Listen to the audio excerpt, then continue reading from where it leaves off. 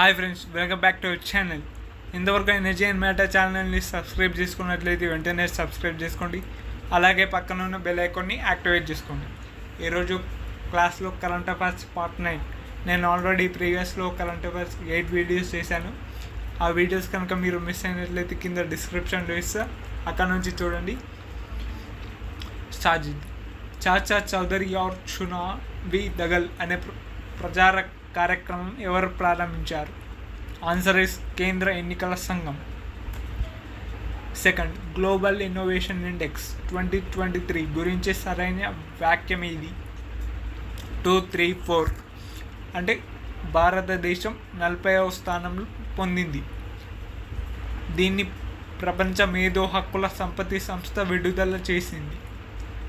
4, భారతదేశం 2015లో 81వ స్థానంలో ఉంది. ఇవి సరైన వాక్యం.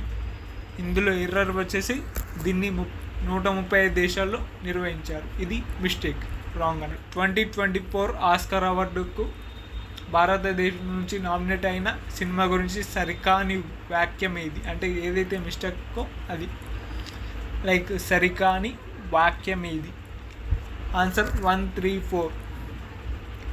1, దీనికి 2018 ఎవ్రీవన్ ఈజ్ ఏ హీరో అనే సినిమా నామినేట్ అయ్యింది. అలాగే ఈ సినిమా తమిళ భాష సినిమా. ఇప్పటి వరకు ఈ కేటగిరీలో భారత్ 2 అవార్డులు పొందింది. ఇవి సరికాని వాక్యములు. అలాగే 2023 ఆసియా క్రీడల ప్రారంభోత్సవంలో భారత జాతీయ పతాకదారులు ఎవరు? ఫస్ట్ మన్ప్రీత్ సింగ్, అలాగే Lovlina బార్గోహెయిన్.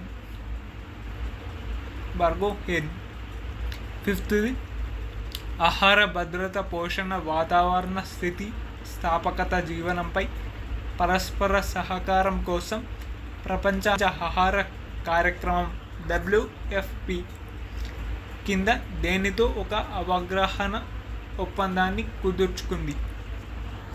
Answer is IIT Bombay. 6th, భారతదేశ చిత్రకారిణి అమృత్ షెర్గిల్ వేసిన ఖండం. ఇటీవల జరిగిన వేలం పాటలో 61,80,00,000 61.8 crores అమ్ముడైంది. ఇది భారతదేశ చరిత్రలో అత్యధిక ధర. ఆమె వేసిన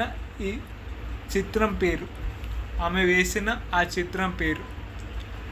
answer is the storytellers. 7th, Shanti Swarup Bhatnagar award 2022కి సంబంధించింది. 45 సంవత్సరాల వయస్సు వరకు ఉన్న శాస్త్రవేత్తలకి దీన్ని ఇస్తారు. 8th, విజ్ఞాన్ పురస్కారానికి సంబంధించి సరైనది? ఆన్సర్ ఇస్ 1, 2, 3, 4 ఇవన్నీ కూడా సరైనవే. దీన్ని సైన్స్, టెక్నాలజీ, నవకల్పన రంగాల్లో ఇస్తారు. అదేవిధంగా ఇది 4 రంగాల్లో ఇస్తారు. నగదు బహుమతి లేదు.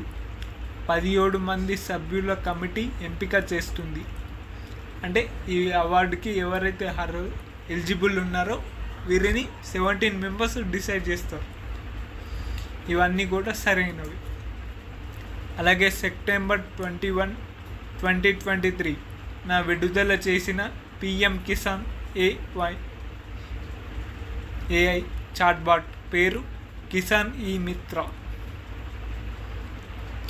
10th, జైల్లో ఉన్న గర్భిణులకు అన్ని రకాల సదుపాయాలు కల్పించాలని సెప్టెంబర్ 21, 2023 పార్లమెంట్కి నివేదిక సమర్పించిన పార్లమెంటరీ ప్యానెల్ చైర్మన్ ఎవరు? బ్రిజ్ లాల్. ప్రపంచ క్రికెట్లో 3 ఫార్మాట్లలో ఒకేసారి నెంబర్ 1 ర్యాంకు సాధించిన 2వ జట్టు భారతదేశం కాగా మొదటి జట్టు ఏది? దక్షిణాఫ్రికా.